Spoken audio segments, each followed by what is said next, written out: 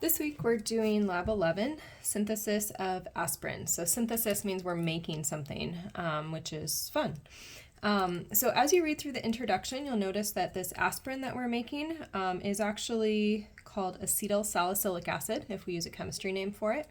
And it belongs to the family of NSAIDs, which is non-steroidal anti-inflammatory drugs, in contrast to steroids that are anti-inflammatory, like cortisone.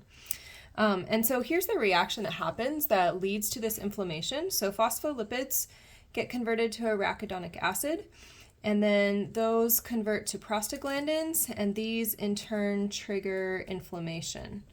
And so if we don't want inflammation, whatever the pain is that we're experiencing, then we can inhibit or block these COX enzymes.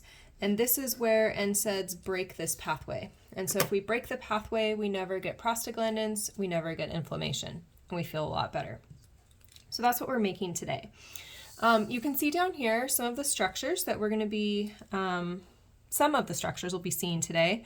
The salicylic acid will be our reactant. This is our aspirin here, which is a product. And you can see that all of these drugs, ibuprofen is the same as Advil is a trade name, and naproxen is Aleve. But you can see that they have some similarities in their structures. And those similarities in structures allow them to all work as these COX inhibitors. So we're going to flip the page and take a look at our specific reaction. So here's the reaction that you're going to be doing. You're going to have salicylic acid, which is a solid, and it contains a phenol, and a phenol is an aromatic benzene ring with an OH connected to it. So this here is what we call a phenol. And it turns out that that phenol irritates our stomachs a little bit, and so you'll notice in the product that phenol has had an acetyl group. The acetyl group caps that and causes less undesirable side effects. One other thing you'll pick up from the previous page's reading, we're going to use the salicylic acid as our limiting reactant, and we will use more than enough of the acetic anhydride. In addition, this is a chemical you want to be careful with. It would prefer to react and form acetic acid, so it's fairly reactive, especially if it's near water. So be careful you're not adding this to any drops of water. Now, something that we will be seeing later in the lab experiment is that a dark purple solution will indicate that a phenol is present. So one of our tests today will be if we have purple present, that means we have salicylic acid. If we do not have purple present, that means that our phenol is gone and we've made our desired product. So that's something we'll be looking for later. A couple notes about your yield at the end of the day. So during the synthesis, we might have a few factors that affect the yield. And one of those that's actually not listed here, we saw in a previous lab experiment. So that would be transfer loss, right? You leave some behind in the beaker, you leave some behind in the filter. So that would be one loss, okay? In addition, in organic reactions like this, it's often possible for side reactions to occur. So maybe we veer off and make some other product that we weren't expecting. And then finally, another thing that we're not going to work very hard at, but you would if you were in Chem 12A or B, is some of your solid may remain dissolved. And so we can lose from transfer, we can lose or gain something else from a side reaction, or we might just not be able to get all of our solid out of solution. So you've got two questions to work on today. Can we synthesize aspirin? And then what are some challenges in manufacturing these drugs? And that's going to relate to some of these things here. All right. So in your prepare section, as you prepare for class, you're going to go and find that phenol in table 1. So if you take a look over here at table 1, here's that same reaction. And you'll note I'm highlighting it purple because we're going to see purple at the end of the day, but there's my phenol in the first part there, okay?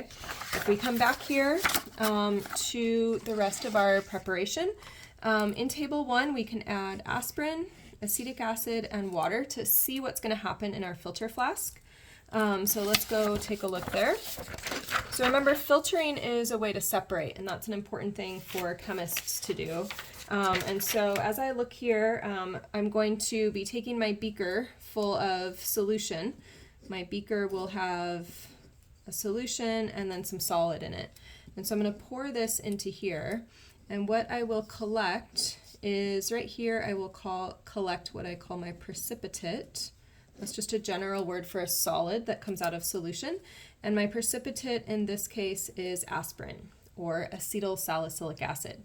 And then the liquid will run right through, and so the liquid that you're going to have down here, this is what we refer to generally as the filtrate.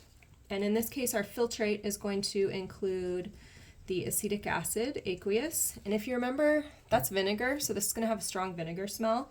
And then you'll also have water here in your filtrate, okay? And then we'll dry this aspirin out because it will have a little bit of water and ethanol on it, okay? So coming back to our Prelab, then it instructs us to read through part B and look for the negative control and the aspirin, and then also to calculate theoretical yield down here if we have 2.00 grams of salicylic acid. And you'll note that aspects of this lab experiment, including this calculation, are similar to lab 4 that we had done before. So you might look back to that for some reference. All right, so we'll look at part B, that table, in a minute. But let's just keep going with a couple of other notes here. In terms of safety, a couple really important things. Sulfuric acid, which is H2SO4, we're going to have 18 molar sulfuric acid. It's extremely corrosive and will burn you really badly. You're only going to use a couple of drops of this. You can see here in this reaction, the H2SO4, we've seen that on paper before, but that's going to be over the arrow. Just a couple drops help catalyze this reaction, but be super careful of it, okay? Also, as I mentioned, that acetic anhydride reacts violently with water. So that is this chemical right here. We want to be really careful not to mix it with water unless we're in a hood doing our reaction, okay? And so be very careful with all of these. Lots of water, and call your instructor over if you have any issues. Lots of water to rinse would be what we would do. As far as waste notes, solids can go in solid waste. We'll have a special waste container for the iron phenol, and everything else can go down the drain with water, okay? So here is your procedure.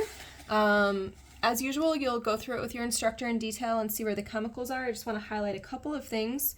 When you weigh out your salicylic acid, you're going to record the exact mass. So not 2 grams, but let's say you measure out 2.051 grams.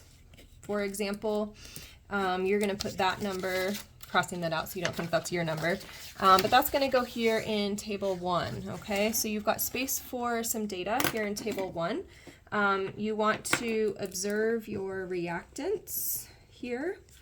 You want to observe your products here, and then here's where that mass of salicylic acid will go. You'll also have a mass of watch glass and filter paper with that final product, and then you can subtract those two to get your mass of aspirin. So you're going to be filling in some data in this region of table 1, okay? Moving back to the lab experiment. Step 6 here, you're going to have what looks like just a solution, but as it sits on ice, you'll start to see, hopefully, little crystals start to form at the bottom. And those cool little crystals, those are going to be your aspirin, okay? A couple of tips: don't stir or shake or disturb the flask. It takes time and patience for these crystals to form. If you haven't seen something start forming after 5 minutes, let your instructor know so they can help you and give you some tips on how to get those crystals to form, okay? Then you're going to follow through the directions, again, very similar to what we did in lab 4. And in part B, you're going to test for phenol in aspirin. So you'll have 5 small test tubes. You'll follow the directions carefully, and if we can go to table 2, here's where that data is going to go for table, or into table 2, okay? So you'll note that there's 5 columns here, okay? So appearance and smell, these are going to be before you add the iron complex. So Fe for iron, so before. And you'll have a negative control, a positive control for phenol, which should give you some kind of purple color down here, okay? You'll have a positive control for the product, which is acetyl salicylic acid, and this is what you hope matches with your aspirin, okay? So if your reactant has purple, we're hoping that our product and its standard do not have purple because we don't expect to see a phenol there. If you remember looking back here at the reaction, we expect purple in the reactant, but not from the product because that phenol group is gone. So you will be writing down your observations here, okay? And then continuing on down to some of your results. Your instructor will talk you through these, but this first one, you're going to use your exact initial mass of salicylic acid and do the same calculations that you did back here on, I can't quite see it, page 88, okay? So you're going to mimic the page 88 calculation. As far as percent yield, you're expecting probably to get somewhere between 60 and 80% yield would be typical, but you'll be calculating that with your instructor in class. And then finally, you'll have some discussion to do. As usual, when you go to answer the question, make sure that you talk about all of the things that are listed here. And as a good resource, if you go into your lab manual, page 5, has actually a sample for can you synthesize aspirin. So check out page 5 for a model of how to talk about your data in as concise of a way as possible. And then number 2 here, you're going to talk about some errors. You can refer back to some of that information in the introduction, might help you, as well as conversation with your instructor.